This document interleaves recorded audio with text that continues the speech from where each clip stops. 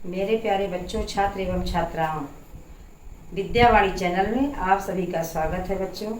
तो आइए आज मैं आपको शब्द शक्ति बताने जा रही हूँ। शब्द शक्ति किसे कहते हैं, शब्द शक्ति के कितने प्रकार हैं, तो आइए आज हम आपको समझा रही हूँ शब्द शक्ति। शब्द शक्ति किसे कहते हैं, तो शब्द और अर्थ के संबंध को ही शब्द शक्ति कहते हैं। शब्द और अर्थ के, जहाँ शब्द का सीधा अर्थ हो वहीं पर शब्द शक्ति हो जाती है। शब्द और अर्थ के संबंध को ही शब्द शक्ति कहते हैं। अब शब्द शक्ति कितने प्रकार की होती है, तो अभिधा शब्द शक्ति, लक्षणा शब्द शक्ति और व्यंजना शब्द शक्ति। कितनी होती है शब्द शक्तियाँ? अभिधा, लक्षणा, व्यंजना। अभिधा शब्द शक्ति किसे कहते हैं, आइए देखिए। शब्द और अर्थ, शब्द और अर्थ का साक्षात संबंध ही अभिधा कहलाता है। अभिधा शब्द शक्ति, शब्द और अर्थ का साक्षात संबंध ही अभिधा कहलाता है।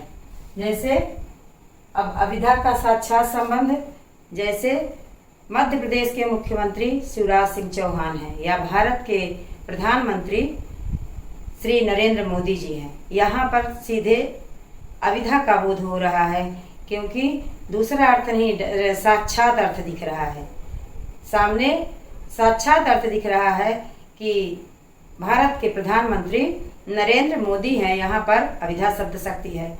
और भी बहुत सारे उदाहरण हैं, जैसे अयोध्या के राजा दशरथ थे या राम के पिता राजा दशरथ थे, तो यहाँ भी अभिधा हो रही है।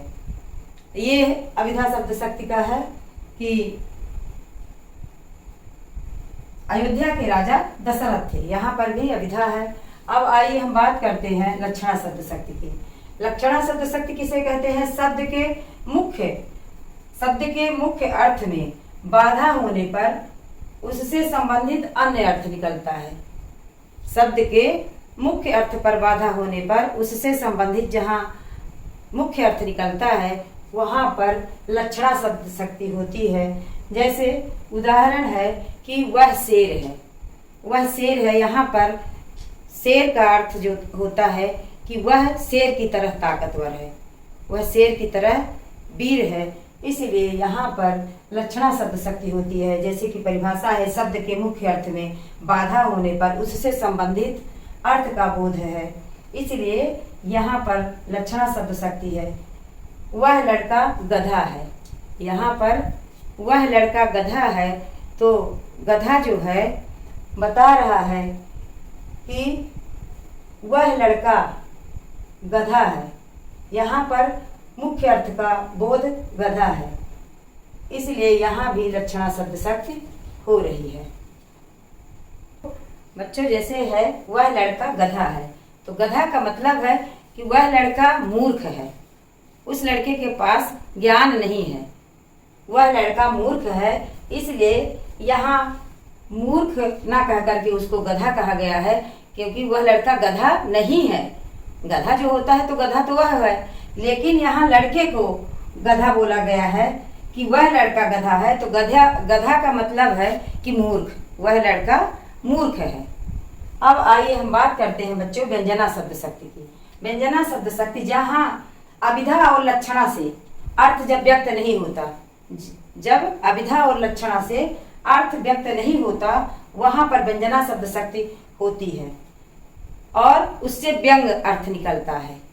व्यंगार्थ जो निकलता है वहीं पर व्यंजना शब्द शक्ति हो जाती है। जैसे उदाहरण आपके सामने लिखा भी है कि सूर्य डूब गया है। सूर्य डूब गया है, यहाँ पर सूर्य डूबने का बहुत सारे अर्थ निकल रहे हैं। जैसे कि सूर्य डूब गया है, किसान के लिए शाम हो गई है, हल बैल लेकर के अब घर की ओर चलें। चरवाहे के लिए मवेशियों को लेकर घर की ओर चलें, और घर के बहुओं के लिए संध्यावाती करने का समय हो गया है। मंदिरों में पुजारी, सूर्य डूब गया है, मंदिरों में पूजा करने का समय हो गया है। तो यहाँ पर सूर्य डूबने के अनेक अर्थ हो रहे हैं, अर्थात अभिधा और लक्षणा से अर्थ व्यक्त नहीं हो रहे हैं, व्यंगार्थ हो रहे हैं, इसलिए यहाँ पर व्यंजना शब्द शक्ति है। और भी उदाहरण मैं बच्चों आपको देती हूँ। जैसे यहाँ पर सूर्य डूबने का उदाहरण है, तो हम सूर्य निकलने का भी ले सकते हैं। सूर्य निकल रहा है, सूर्य निकलने से आशा है कि अब बच्चे जगह अपनी अपनी पढ़ाई करें, या जिनको स्कूल जाना है तो वो अपने विद्यालय की ओर प्रस्थान करें, जिनको पूजा पाठ करना है वो अपना पूजा पाठ करें। सबका अलग अलग काम है, वो अपने अपने अलग अलग काम में लग जाए। सूरज निकलना तो मान के चलो कि कोई सूरज निकलने में योगाभ्यास करता है, कोई कुछ प्रैक्टिस करता है, तो अपने उसके अलग अलग अर्थ हो रहे हैं। यहाँ पर भी व्यंजना शब्द शक्ति हो रही है। तो बच्चों, अब मैं आपको शब्द शक्ति के बारे में बता दिया है। अब आगे मैं शब्द गुण भी बताऊंगी। विद्यावाणी चैनल को लाइक, सब्सक्राइब, शेयर करते रहिए। धन्यवाद बच्चों।